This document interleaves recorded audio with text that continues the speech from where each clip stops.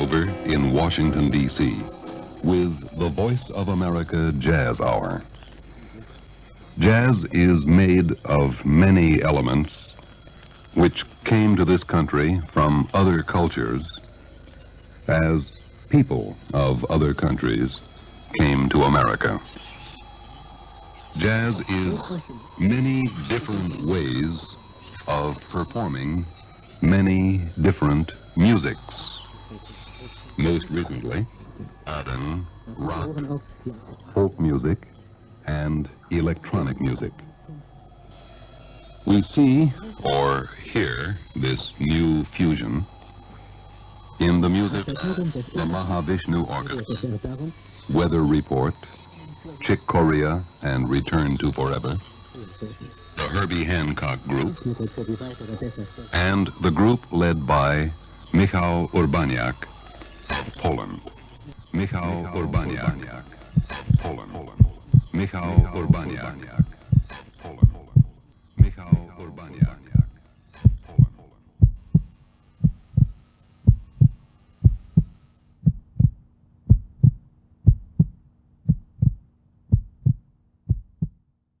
Hello everyone, welcome to Meet the Artist. Really happy to have Frank Parker with us today, and of course Michael Urbaniak.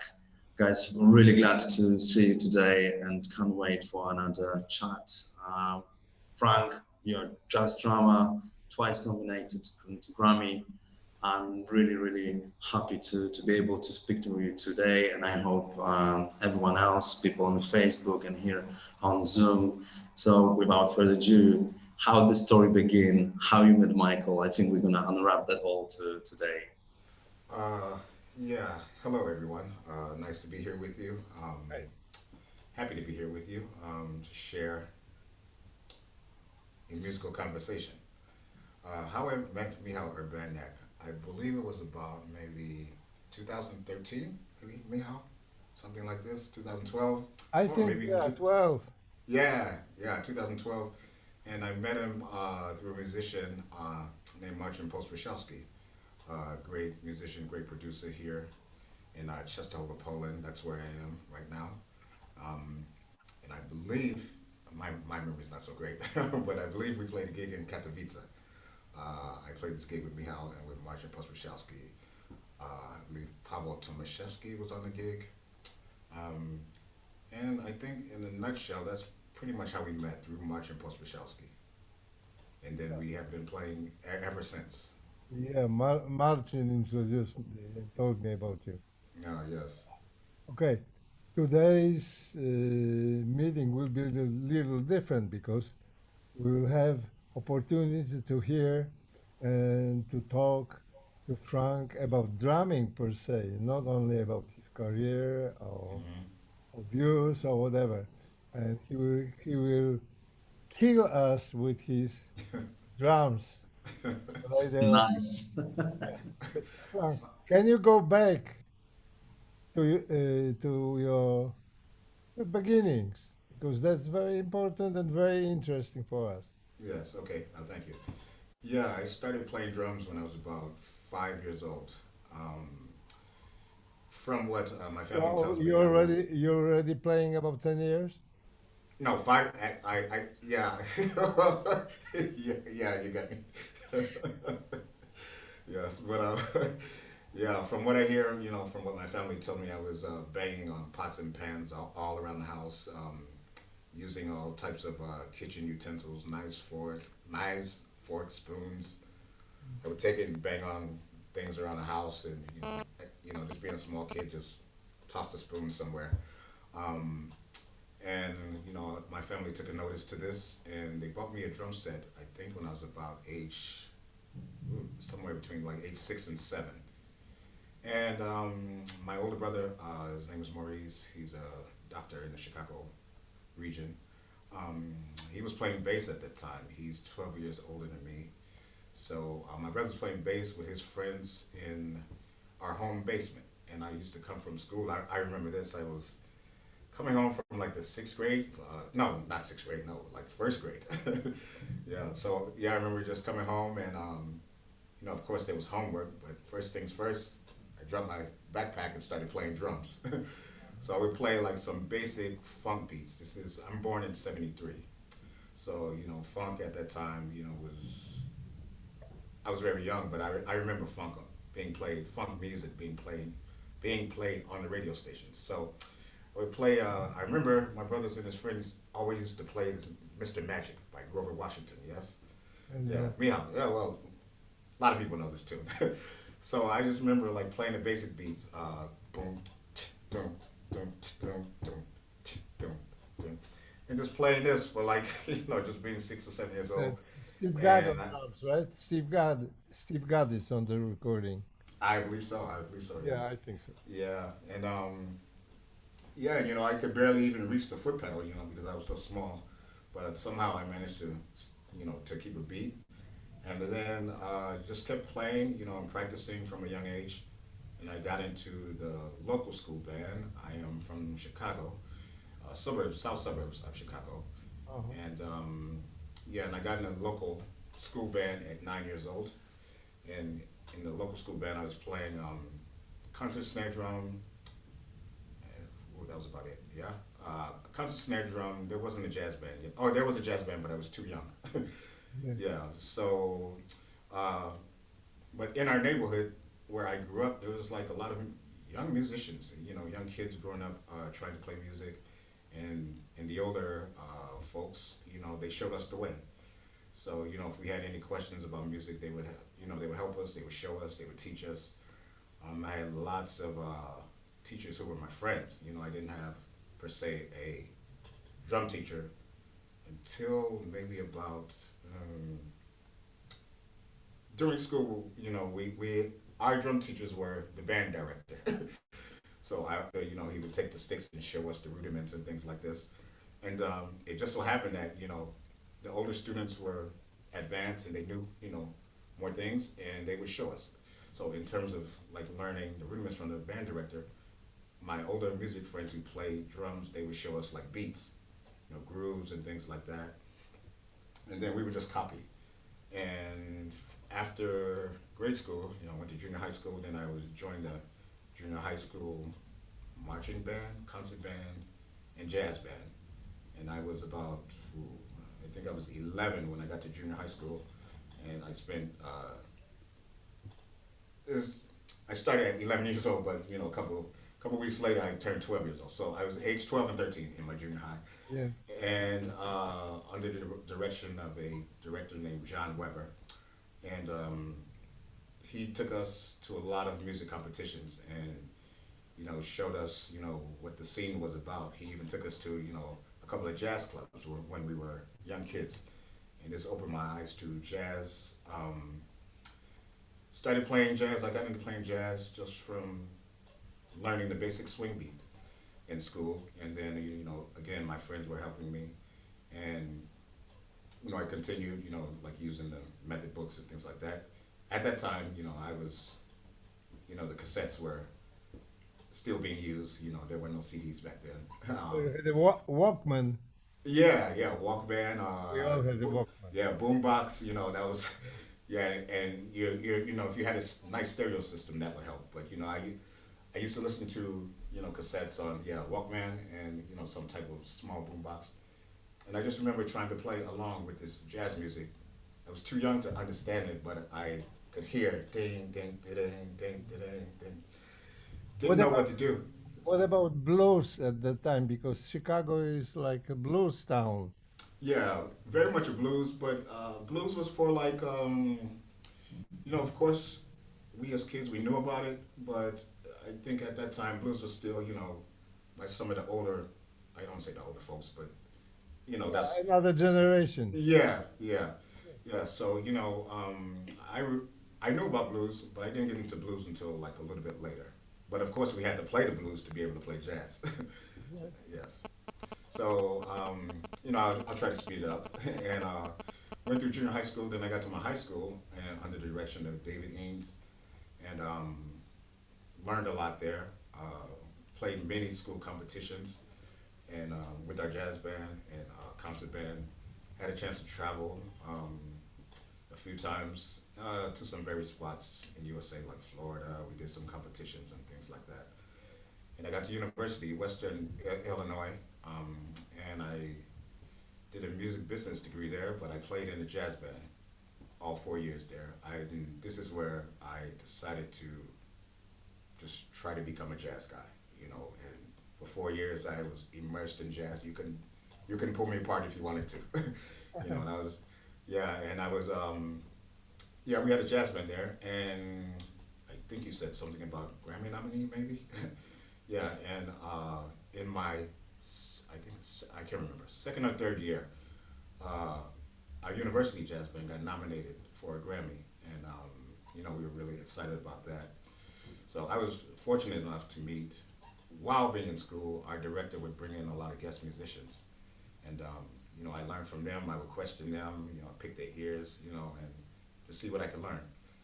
And after university, I came back to Chicago proper, and just started going to jam sessions, and then people were passing my name around, and then I had a chance to develop and grow more, you know, and to become a professional and be able to travel the world and play jazz. What were the first bands like you went on the road with? First band I went on the road with, I believe, it was Jerry the Iceman Butler. This was my first, like, if I remember correctly, it's my first big gig. Yeah, Jerry the Iceman Butler, rhythm and blues singer from Chicago. Uh, Music from like 50s, 60s, 70s. If you look him up, you'll find he has a whole catalog of music. Really nice person, great to work for. He he showed me what show business was. Yeah, you know, they gave me a bunch of songs to learn. I think it was like 12 or 6 songs. You know, at that time, I think CDs were out, but my friend gave me a cassette of some Jerry Butler from it was one of their previous concerts. Audio wasn't so great, but I was able to pick it up, you know, and pick up a few notes. What I couldn't pick up, I figured, you know, yeah, I had to go on the road and learn it, or, you know, I had to learn it in the rehearsal before the road. And I remember, you know, the first rehearsal with Jerry, you know, he was really nice to me. I was still learning songs. He was like, "Hey, come on, show business," Yeah. you know. And then, you know, it was really time to get it together really quick and just, you know, be able to have the ability to go on the road and play with certain bands, such as Jerry Butler. So, when is the first time you went to Europe? First time I went to Europe was with my university band in 1995.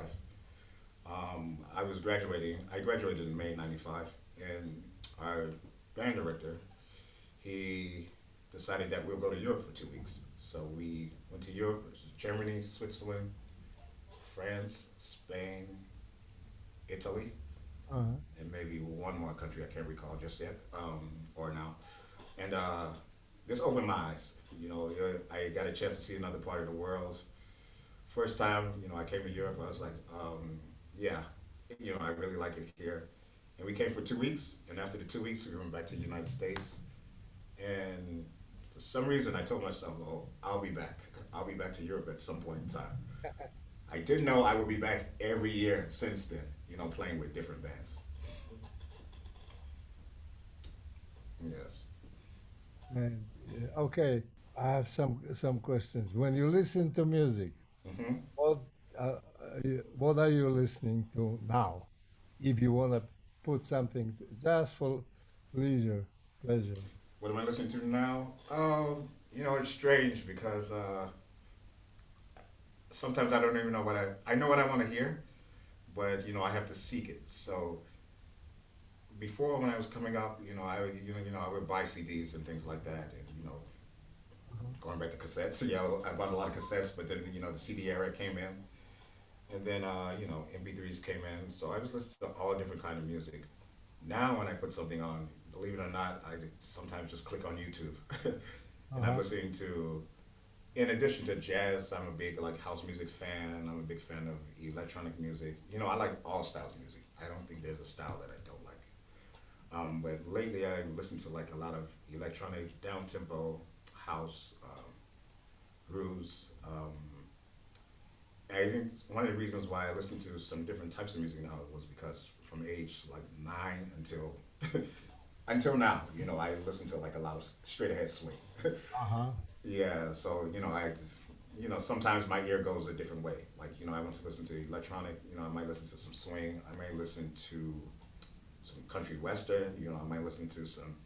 I had a chance to play Polish folk music from the village, so sometimes I click that on just to get some. That's Marcin Pospieszalski's influence. Yes, yes, yeah, marching. He Uh, introduces all of us to Polish folk music. yeah, I learned about this. I'm not sure if I pronounce it mazurka. Uh-huh. Yeah, and Marcin Pospieszalski arranged. He wrote some tunes and he did a jazz arrangement of the mazurka, and I had a chance to learn it. It was really great. Okay. Listen, I might have a little surprise for you and all of you. Oh wow. Uh, Remember, we played a lot together, but I have one Hmm. when we played Woodstock. Yes. Uh, Let me play it for you. Yeah. Or you know, can I set this up before? What? Yeah, I just wanted to set it up a little bit because I just wanted to say something about it. This gig, You you might not. know. I think you never heard it, but Oh, okay, okay. it's on YouTube. Look. Yes, yes.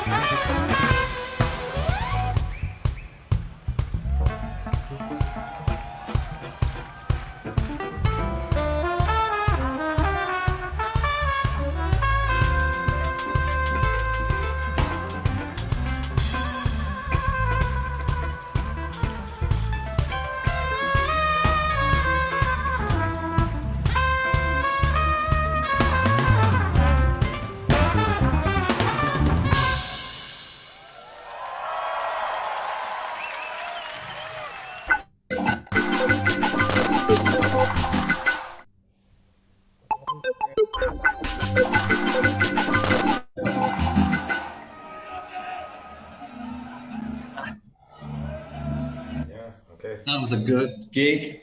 Thank you. Yeah, it was hard hitting. So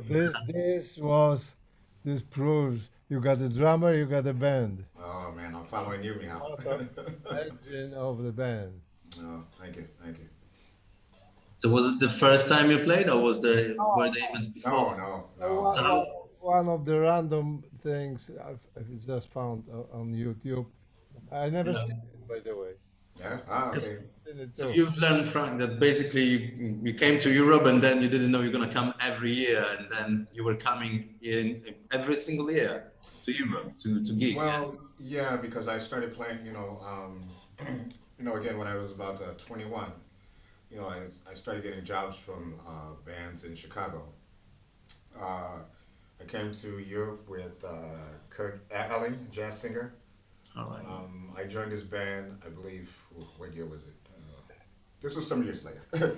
I'll come back to that in a moment, but I think it was about maybe 1999, I believe so. Yeah, but since '95, I came to Europe with the Chicago Jazz Ensemble, a big band. I used to play a lot of big band in Chicago. I played a lot of small group things too. Who else did I come up with? I came, as I mentioned before, in my university, Dee Alexander. I came over with her, a singer from Chicago. Dee is how I got to Poland. Uh-huh. Because I came to Poland for the first time in 2000, and some musicians from Chicago. And we played the Made in Chicago Jazz Festival in Poznan. Uh-huh. Yeah. And we can come back to that, a little bit later too. But I came with with some more bands from Chicago, and since '95, just about every year, yeah, I came to Europe, and just to cut forward a little bit, I said, at some point, I think I'm gonna end up living here, or at least staying for a while. Didn't know I would stay as long as I did, or as long as I have now, but it's turned out to be a good thing. So it's like you've got your favorite spot in Europe. There's many favorites. Yeah, Poland is one of them. There are many. Good. Yeah. I've been lucky to see quite a few places in Europe, so I'm very well pleased. Okay, listen, let's get back to talking later. Hmm. Very interested, and I know you have your drums set up.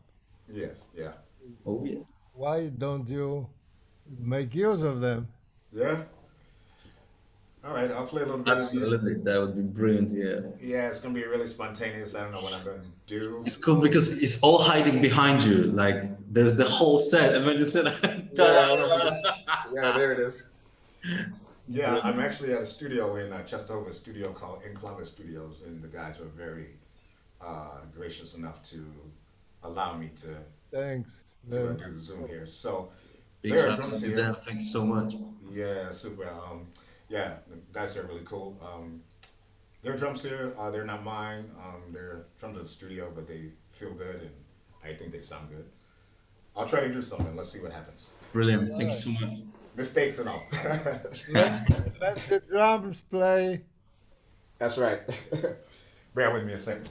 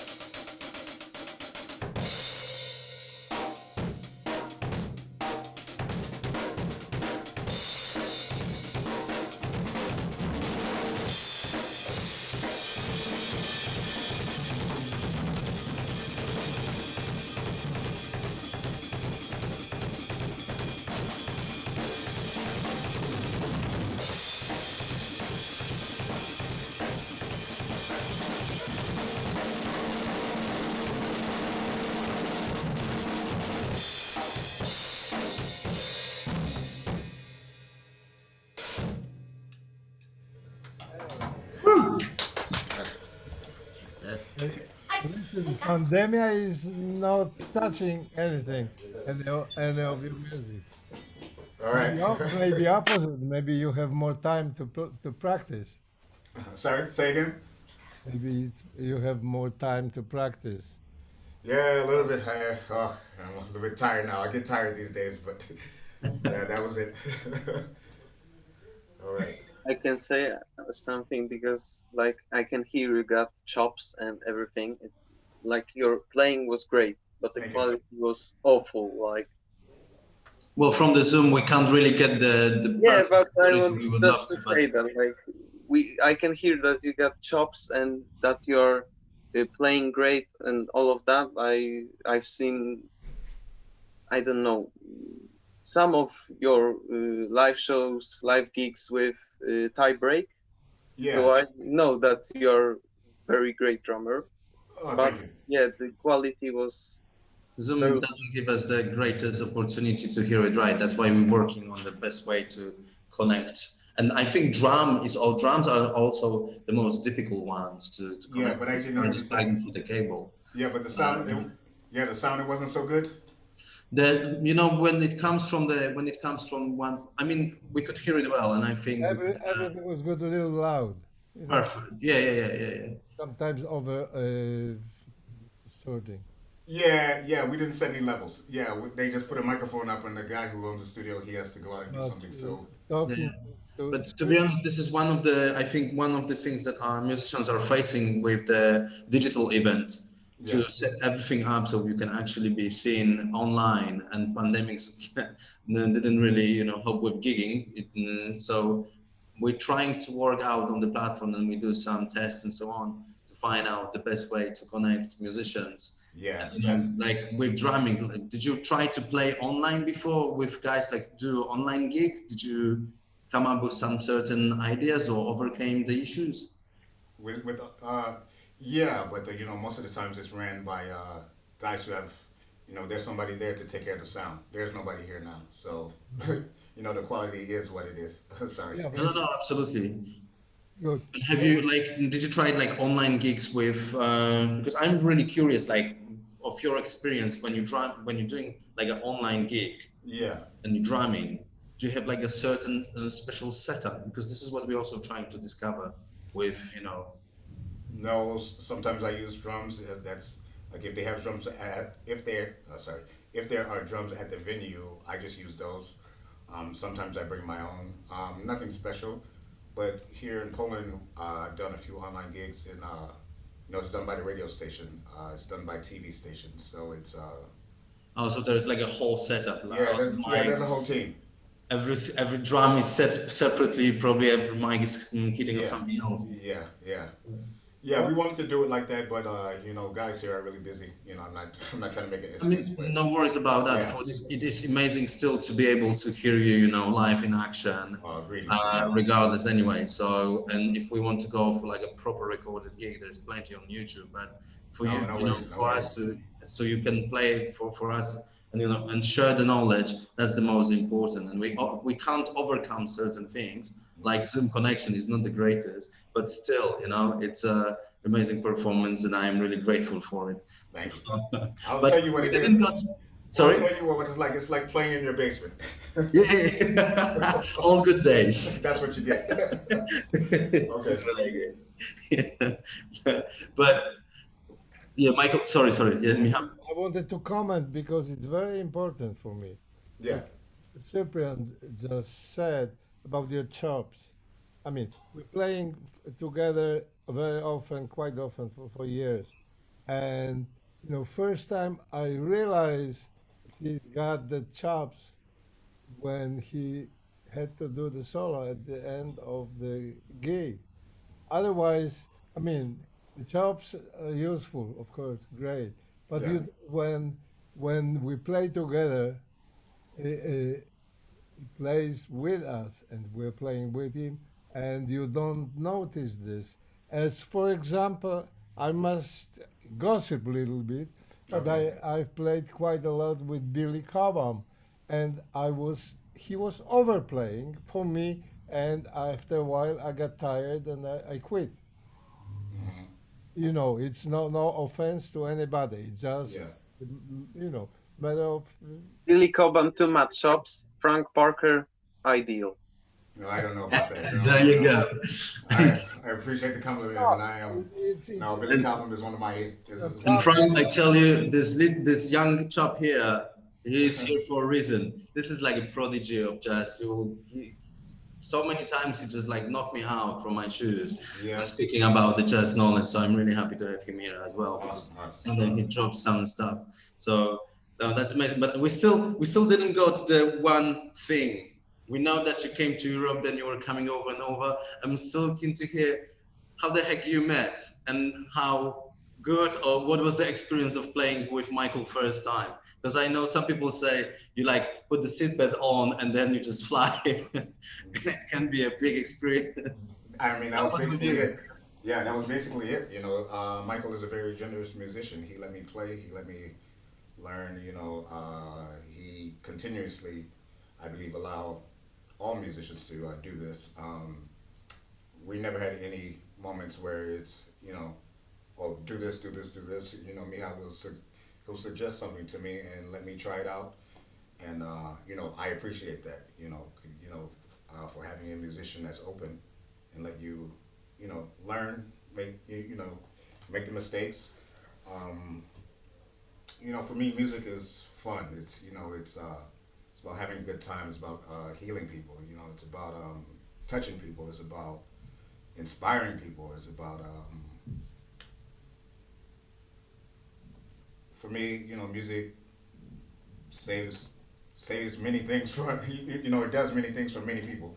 I'm just happy to be a student of music, so when I get a chance to play with a musician or other musicians who are open, and just allow the music to be itself, for me, this is great.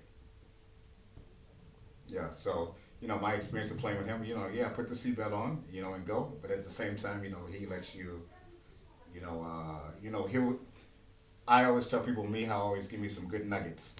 And what I mean by that is, yeah, and what I mean by that is he'll say something to me, and I have to go back and I have to think about it. Really, I understand what he tells me, but it's something that like I think about at that moment, and I take it and I put it in my brain.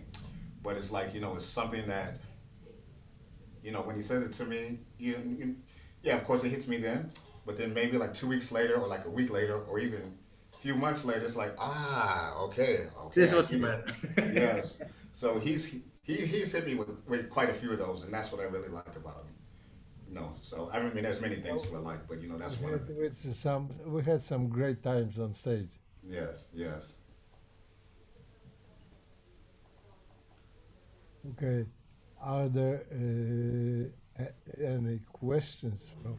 We mentioned Billy Cobham, that was Yeah. your inspiration in playing, but how about like other drummers? Can you mention Well, other?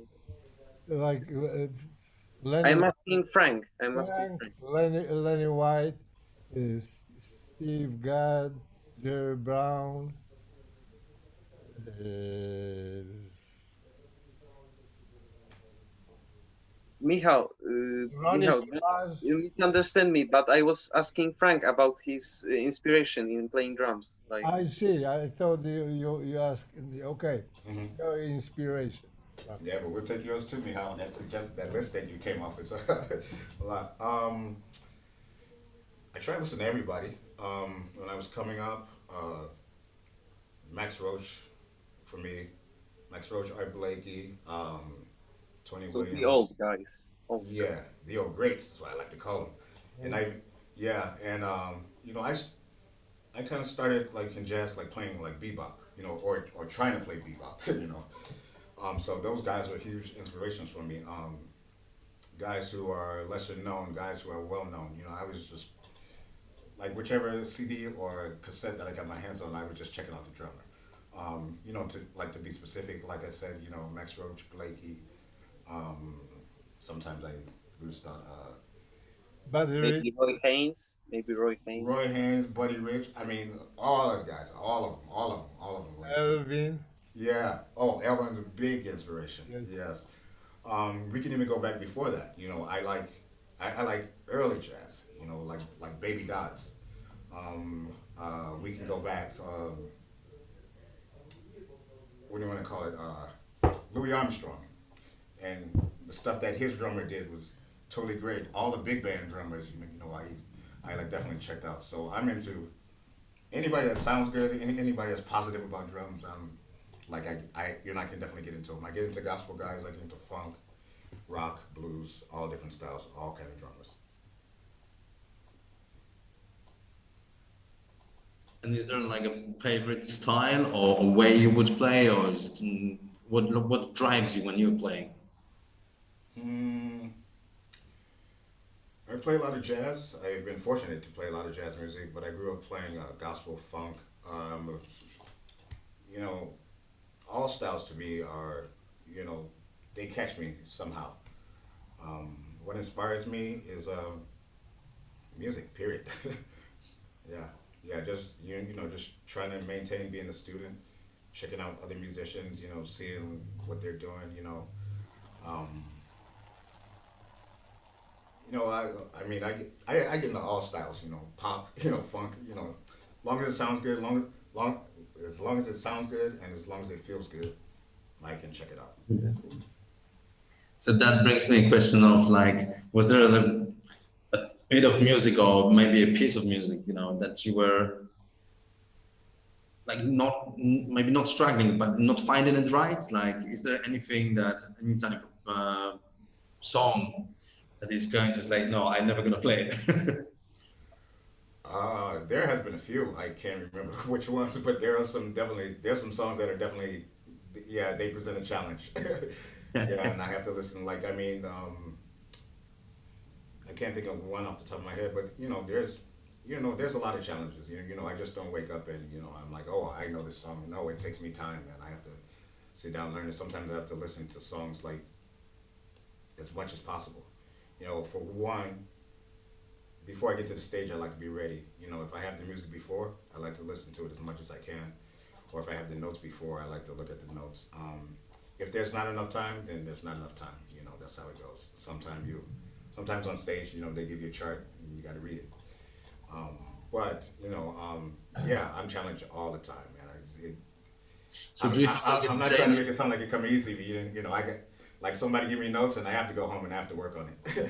right, to prepare? But so Yes. is there like a daily routine you would do to keep yourself up to scratch with, gigs?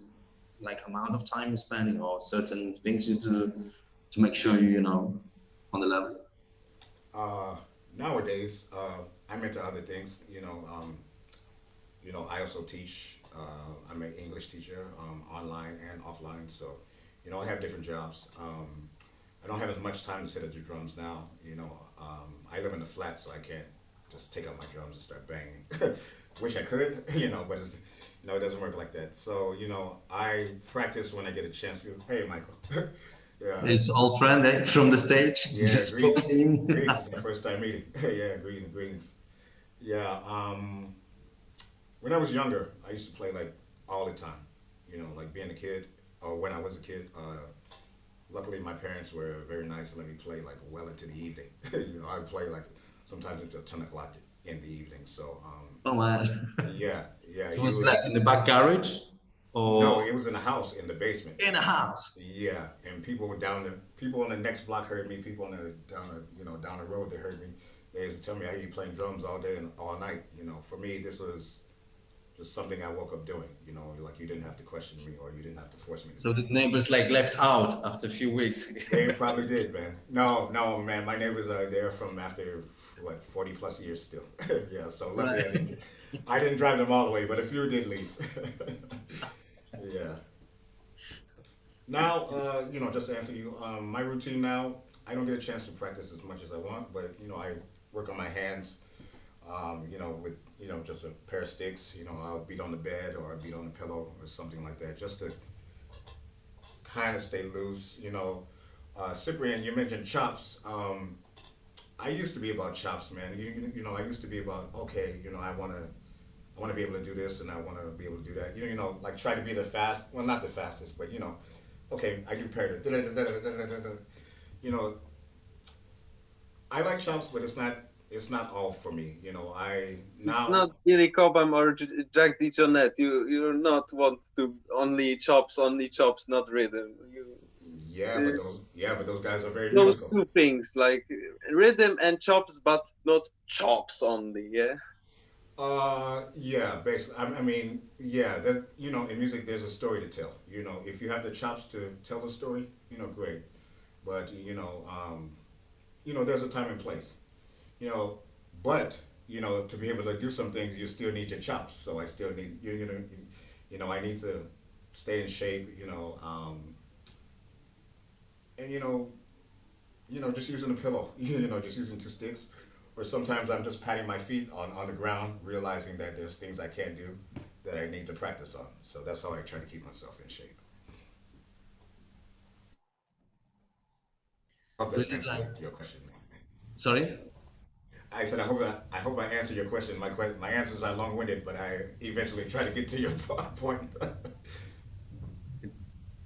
I'm also interested about your opinion about the less technical advanced drummers, uh, mostly from Norwegia and Scandinavia, because there were many drummers Yeah, who were telling the stories, but they wasn't like very best, like they were wasn't chopping. yeah, They don't got these technical.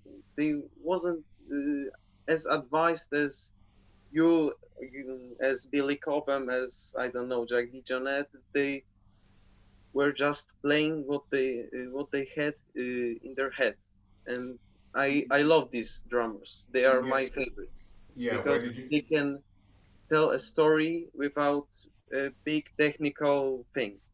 Yeah, where did you? Yeah, did you see them on concert or were they doing like just solo drumming or something like this? Uh,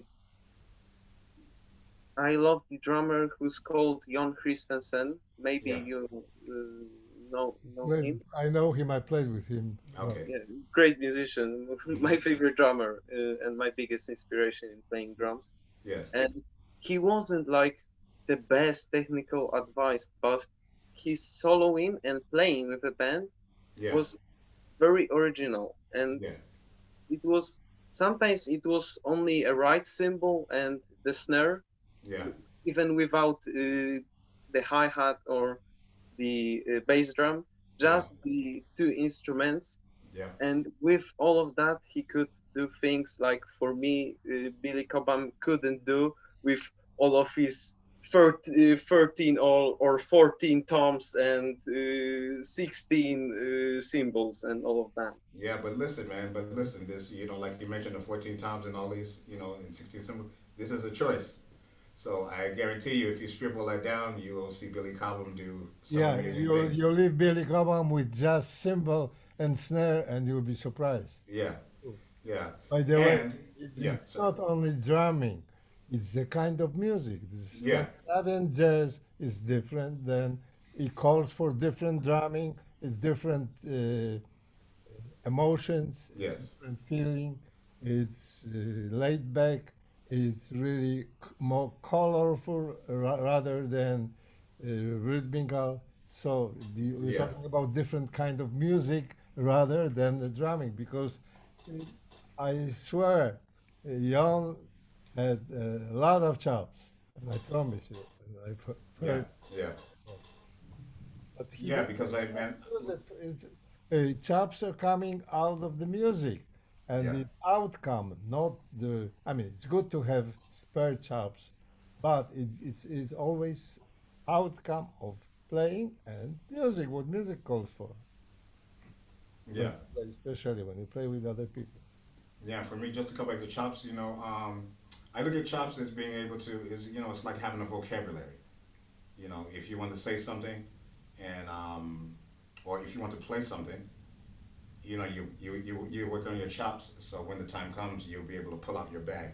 Like what I was just doing now, I was trying to be musical, but at the same time, I was using some of my chops. But at the same time, again, trying to tell a small story because now I was just being kind of spontaneous and just being general.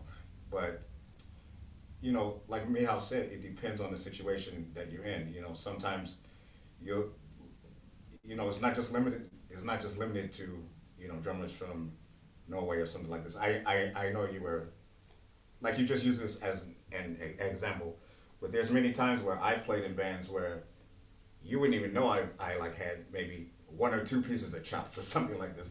There's times where I just had to paint, just play colors on cymbals. That's what I said when I Yeah, first played with Frank. The first time I noticed how about his chops at the end of the concert when he had his solo. Otherwise, we were in the groove or in the field or whatever was happening. yeah. My thing is to be, as a drummer, to be as musical as possible. To tell you the truth, man, Very I'm not into chops these days. If a drummer can do it, I'm amazed. It's great. Um, if I can do it, I thank the master. But I'm more about trying to make music, trying to play a tune, trying to get something from the piece of music that I'm presented with. But keep practicing. Yes. Yes. Any other questions? I have a question. Hey, Please. Michael. Hey, Mike. Hello, everyone. Hey, Hello, greetings. Mike. Hello, Frank. Hey. Yeah, so I know I came in a little late. So I don't know if anyone else had answered this question, but what are your inspirations? Yeah. Like the drums that inspire you? Drum set. My inspirations. Yeah, we talked about it a little bit before. I grew up on funk. I got into jazz at the age of 9, so a lot of the funk drummers were inspiration for me. Some guys I didn't even know their names because I was young. I'm born in '73. I started playing drums when I was like 6 or 7, I believe. Okay. I said, yeah.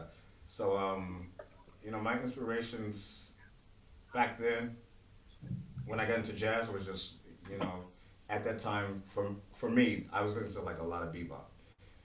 So it was Blakey, Jones, Roach, all of the guys. Any like if I could get my hands on a record or a cassette again, we come back to that. Um, sometimes I was a young guy, so I wouldn't even know who the drummer was if there weren't any liner notes, but I was just totally digging them. And then if there were liner notes, then that's who the drummer is, and so forth and so forth. So um, many inspirations, man. But I would say, oh, this might sound a little different. Well, not different, but there's a lot of like spiritual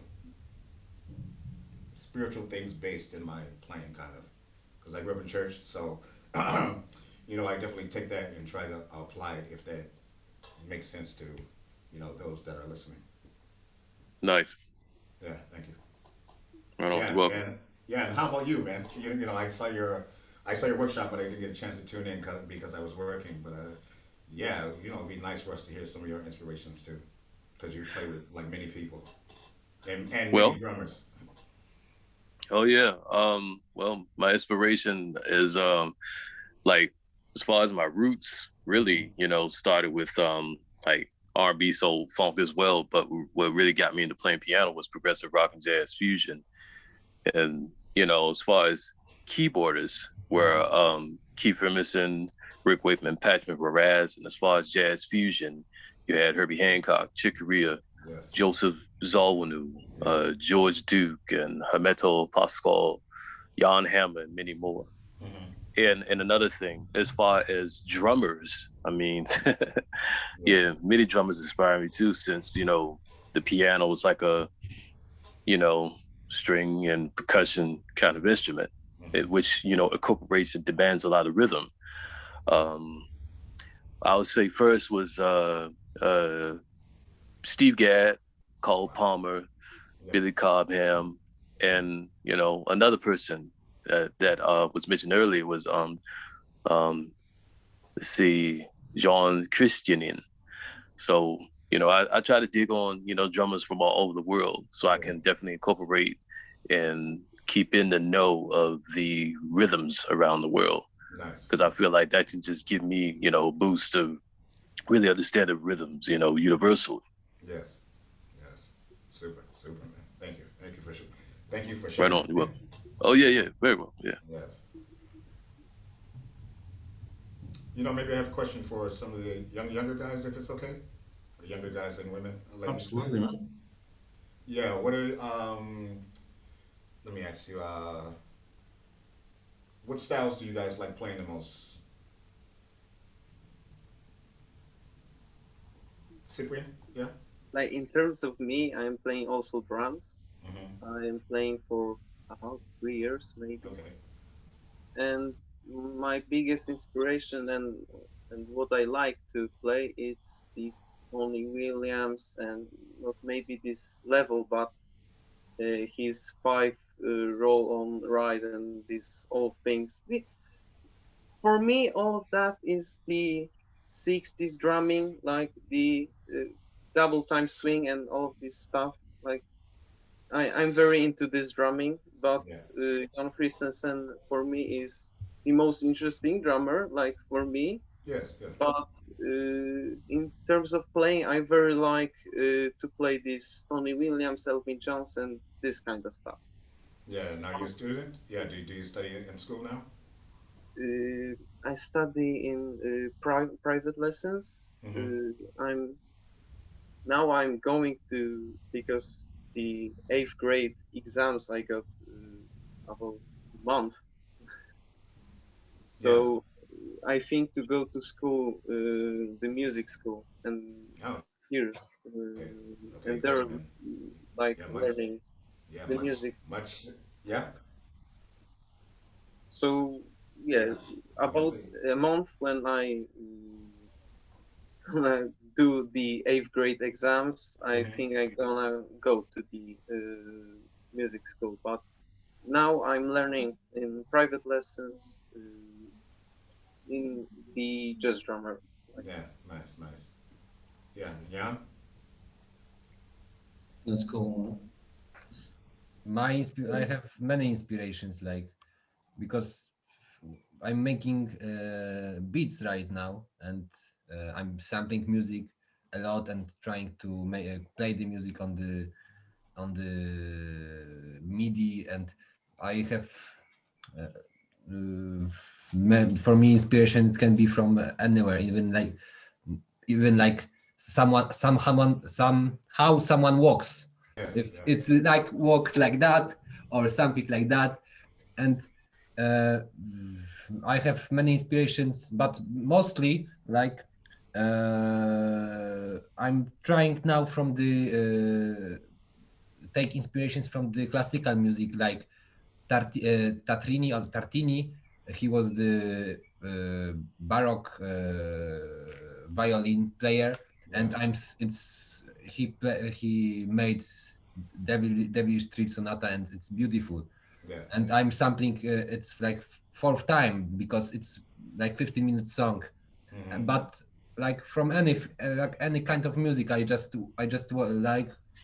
very good music. And if but I'm searching in the music, like for this connection between the artist Yeah. and what he plays, and that's what inspires me. And I think that's very important in music, that connection, that feeling,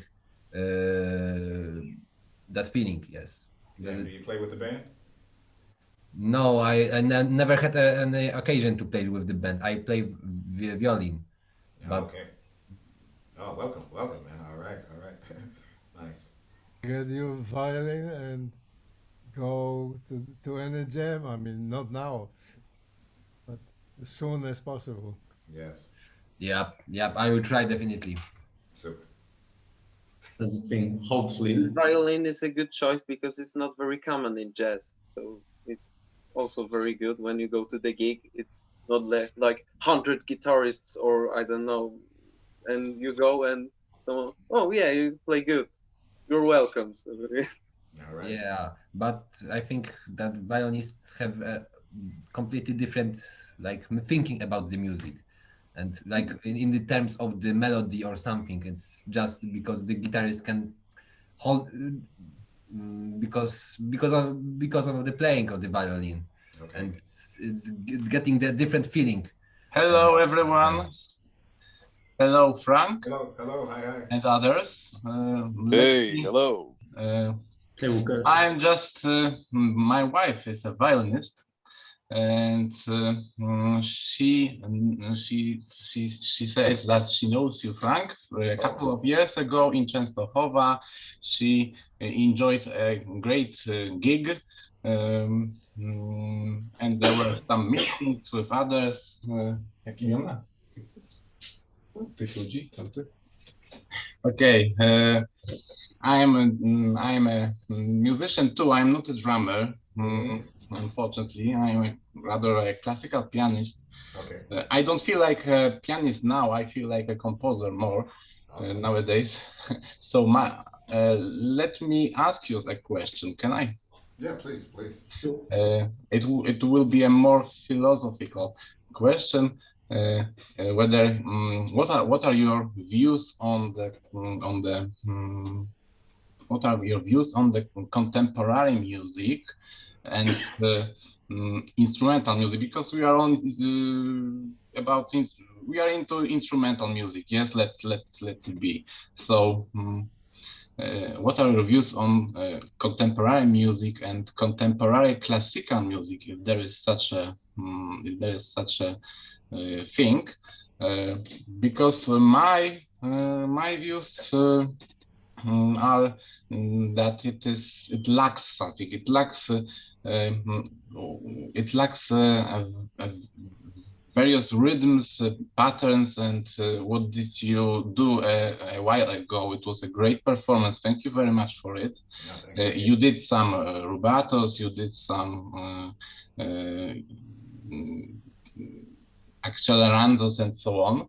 And I think that instrumental music and pop music in general, it lacks that kind of variety. So it is more noticeable when maybe it's better seen in solo music, like you did a while ago, yes. But in just band music, it's very monotonous, I think, and it could be. I don't know why it is. Why there is such a point? Why there is such a problem with that? If what the final question is, what are your views on the contemporary classical music or instrumental music? If it is too monotonous for you, that's the question. Well, believe it or not, man, I have a huge musical palette. So I can listen to all kind of music and kind of get something from it. Be it complex music, be it simple music, as you say, monotonous. Mon- mon- mon- uh, Something that's monotonous to one person may be something else to another person. So, for me, again, with my musical taste being open, it depends on the music. It depends on, for me, what's going on inside the song or songs. I try not to knock musicians, because for me, I'm no better than the next music. I'm no better than the next musician. So, the ability of what someone does is what they do, or what they can, or what they inspired to do. I can't think of a better phrase, but how someone approaches music and how they play it, for me, I take it as how they do it. Of course, we all need, you know, to practice and do what we need to do to be prepared. But sometimes, what one would consider something, someone else considers something else. So, I can't give a solid one word or two word or three word answer to your question because it depends on the music for me. I'm just speaking for myself. It depends on what I'm hearing. I may hear one note, and the same note, it can do a lot for me, or it can do, I don't want to say zero because Thank you. Okay, What yes. I'm trying to say is that I think there are too few drummers, composers. You know what I mean? There are too few solo drummers, people that are seen, that are popular, that are getting popularity because what of they are doing with this one single drum set. Yes. Yeah. So maybe I'm not talking about the school and exams and music schools and exams because that's a different thing. But you know what what I mean. Thank you very much for your answer. Well, okay, I hope I answered your question, man. Thank you. Michael, you said you dropped a comment in chat while Frank was talking that you think it's a bit about dynamics and variety of tempos. So would you expand on that? Yeah, well, the fusion time brought to jazz. I mean, dynamics in good bands were always there. Like uh, my favorite still, when I go back to whole life, favorite and my music. If I go back to anything, it's hard bop. So it's messengers and silver and all that. And there were the dynamics. But fusion brought also tempo changes, different 9/4, 7/4, different measures, different stuff, and I liked that very much. But you know, today's music. So I'm talking about music you hear around, not the music you're looking for. Find any music you basically like or want or you didn't know about. But the music which you hear around, it's quite monotonous and quite, I would say, too simple and too, have no words for this.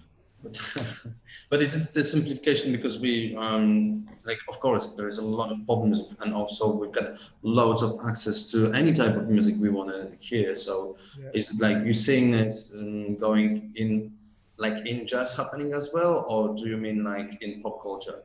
Yeah, in society basically. It's what's going on around because jazz was at 50s and beginning of 60s.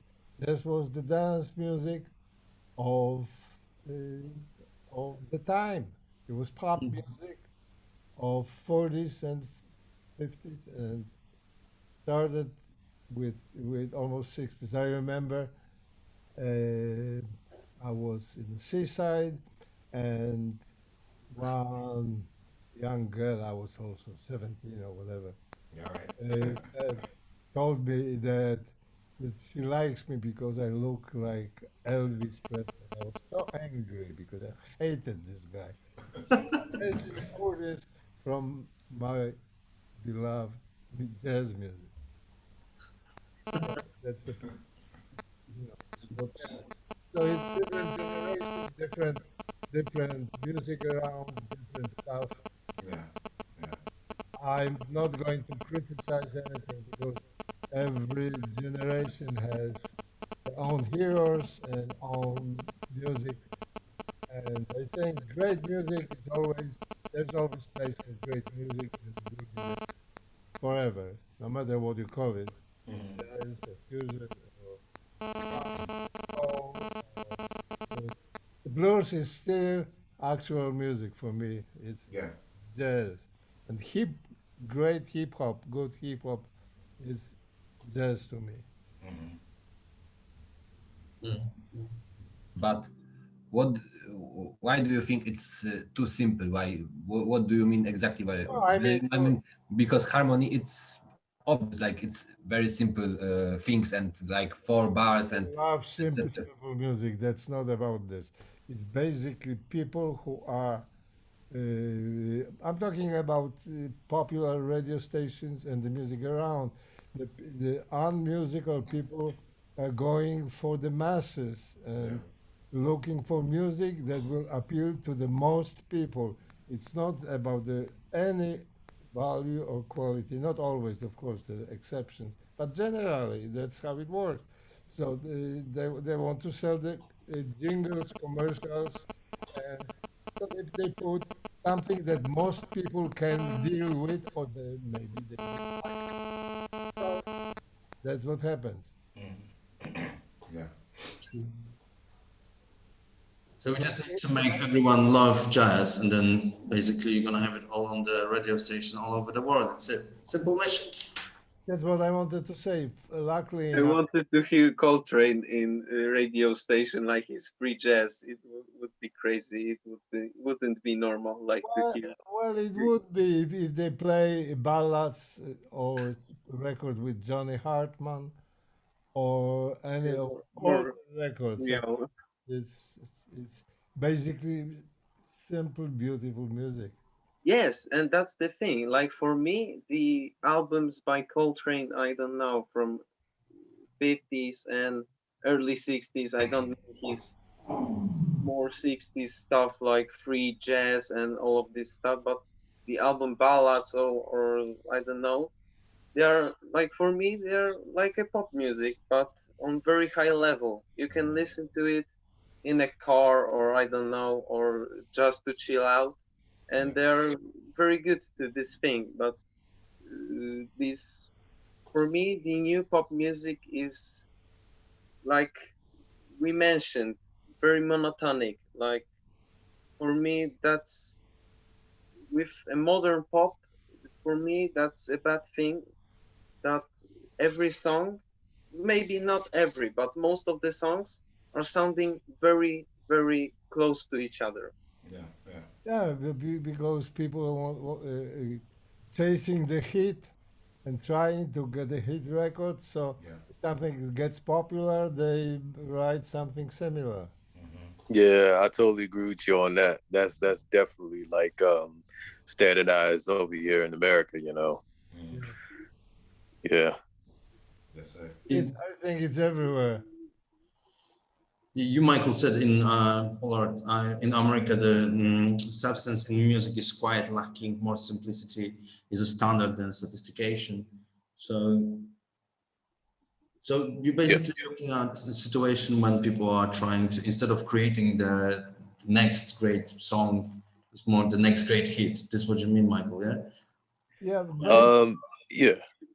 Yeah, pretty much, and not just only like see, I know some time ago, hits were different. You know, hits, you know, back in the day had more substance than, you know, versus the hits that's out right now, as I noticed. And I just think, you know, as the, you know, musician community, um, sometimes you know, out here is almost as to the point where we're trying to be vocal about it, but it's like the envelope is more pushed on, you know, the simplicity of hit making versus, you know, the sophistication of hit making. You know, I understand that times do change, but I just think um when, you know, us musicians take more of a stand to really push the envelope about really help balancing out just the sophistication of music, so we can inspire, you know, musicians of the future, you know, children of tomorrow, to make it okay. Like, hey, it's all right to push the envelope. It's all right to take music higher. I just feel like when you turn on the radio, you hear the same stuff as was mentioned earlier, and it's like it's limited, you know, and lacking of substance. Yeah. And not only I just speak of that, but there's many other musicians that come before me that have spoken on this. And I just feel like, you know, we really gonna have to push the envelope to really, you know, like help change the dynamics of the frequency range, so it could, you know, steady get high, then be, you know, at a compressed limit. Yeah. Mm. But is it because now society changed in the way that it prefers simplicity, or is it because of this type of music is pushed on people and they just Well, Yes, I think it's yeah. Yeah. I think it's both. Frank, what's your opinion? I think the same, you know. And I, you know, I can mean even more towards the pushing. Like the radio stations, they play what they want to play, and nowadays it's playing whatever is considered the hit, and you can take that one song that's popular and play it 10,000 times, and like another song with substance will never get heard. So it's what they're pushing on us, and it's what the people, some people like certain types of music. So Uh, Listen, But then you also have like digitalizations, and you've got platforms like Spotify and many other places when you can just literally find anything. So maybe there is a hope. Sorry, Michał, I interrupted you. no, good point. I mean, but also, you can find anything and nothing. I mean, you unless you are experienced listener and you know what you're looking for, then you are lost. yeah. So global music education, that's what it needs to happen. No, the education doesn't. It's basically what has happened. It's too much and too easy and too cheap and too easy is to make sounds. Yeah. We all, I think you all, I do, computer and so on. But yeah, I was doing in end of 70s too. And what was good in 70s in states that the stations were playing good music, very good music, and then it turned to smooth jazz, which some of it is great and it was cool. And then there was a situation, for example, which was very personal to me, that radio stations refused to play violin. So in order for me to get on the airplay, I had to play the trick. So first time around on quite a few songs, guitar is playing the melody without violin. So and the radio people just put it. Oh, we can play it. They don't know that the violin comes next time around. But why was it? Is it because of a technical reason? Because it's too... No, they not used to, and people when somebody says, one radio guy professional says violin doesn't sell, or people are not crazy about hearing violin in this period. That's it. So it's almost like forbidden in whole country. That was the situation. And I want to mention, like, when I think of pop music, the two things to are coming to my head is Level 42, and that's the like 80s band. So, and for me, they are jazzing as hell. Like they are a jazz band at 100%, but they were a big success, like many hits. And the second thing for me is Jacob Collier, and now he's the, for me, like Rexton said, the or Michael, I don't remember, but there's a hope in this guy. There's a very big hope because he's making like very maybe sometimes smooth music, like pop radio station, but on level of, I don't know, Miles Davis or other, maybe not Miles Davis because he's the biggest motherfucker of all, but the great musicians on very great level. The Herbie Hancock loves him. Chick Corea was loving him because we know what happened to Chick. And yeah, the Jacob Collier now is the very, very big hope in music. Like I think he could be uh, as popular as the Beatles or the Rolling Stones, in my opinion, because now he got like 5 Grammys or something like that, but he's now only 26-year old. And what can you think, like when he got like 60 or 70? He would be like the biggest man on the world, like in my opinion. Now he's Hope so. In Poland, there's like, I don't know, his people are very close to him.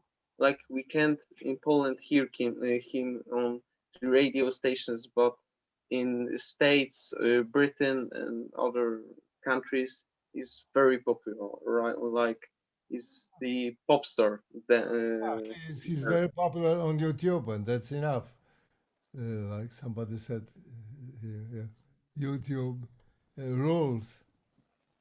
If I can say something and ask something, because I think if you say Cyprian said about this that Jacob Collier is the kind of hope, I think more like Kendrick Lamar is very big hope for the music because his flow is his music he's like musician rapper who's in the same time singing and rapping and taking the flow whatever he wants and making the ideas whatever he wants, so he have very big freedom in the on the track. But Michael said before about that he likes hip hop if it's good, and I can't I can stop myself to ask what are your thoughts, Frank, Michael and Michael, about this new type, not so new, it's pretty like 2 years old, drill. What do you think about the drill? I don't know. I can go. I don't listen to it just because I'm from. My hip hop taste is a little bit different. I'm from Boogie Down Productions, KR. With KRS-One, Public Enemy, Guru. I like what some of the guys are doing today. Drill, I really don't know what it is. I've heard it a few times. If the guys are doing it and if they're if they're happy with themselves, they can can continue. But I don't know enough about it, to speak on it. So yeah. Hey, Frank. Yes. What station are you listening when you're in Chicago? What station? WBEZ, Jazz. That's jazz. Okay. Yeah. I listen when I'm in Chicago. I'm listening to that station and also to Soul Station. Yeah, yeah, yeah. Great music on the Soul Station. Yeah, V103. Yeah. Yes. Good memories. And me, I have to tell you the truth. I'm actually one of the guys in my car. When I had the radio on, I would flip it, back and forth. But if I wanted to get the real deal, it was WBZ with Larry Smith, I believe, was the Like the your radio host. WBGO. Yeah, yeah. Nice. Yes. Guys, do you have any more questions? Anyone? This is opportunity. As the time is actually coming to the limit for Alright. our event, but I know maybe that the Zoom doesn't pass us the greatest sound, but maybe at the end we could listen a little bit more of some improv from you, Frank. Yeah, if you want to. I would love it. You are in the studio, man. It's like I want to use that opportunity. All right. We can't hear you, back here in Europe, in Poland at the moment. Live gigs are not being done. Hopefully, it's gonna change. So at least even here, the little sample it would be. Yeah, I'll do 2 minutes. I won't draw. 2 weeks ago, you were playing, Frank. 2 weeks ago, you were playing the gig with Tiebreak. Yes. Yes, and it sounded great. Like it was, man. Like it sounded like I was at the concert hall. Like yeah, very great quality. Yeah, I and great appreciate music. Tiebreak. Thank you, man. I love playing with those guys. Michal played with I played. I was fortunate to play with Tiebreak, and Michal was a guest. And it's always a great experience with those guys and with Michal and the rest of the bands that I work with. I'll play a little something, man. Maybe even like 1 minute. Brilliant. Something that's really simple. Yeah. Perfect. All right.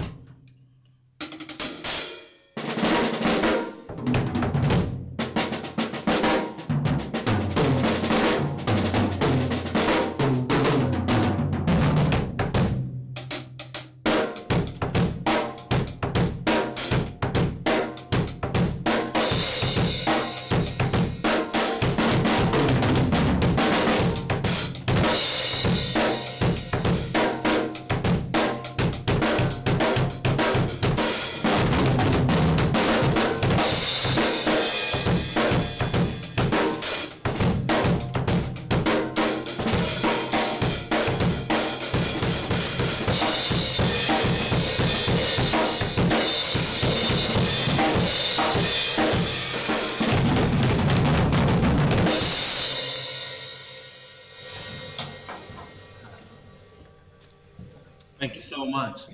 Just a little taste. That's All right, excellent, man. That's good. I can't wait to see you live Thank you. during the gig. Great. So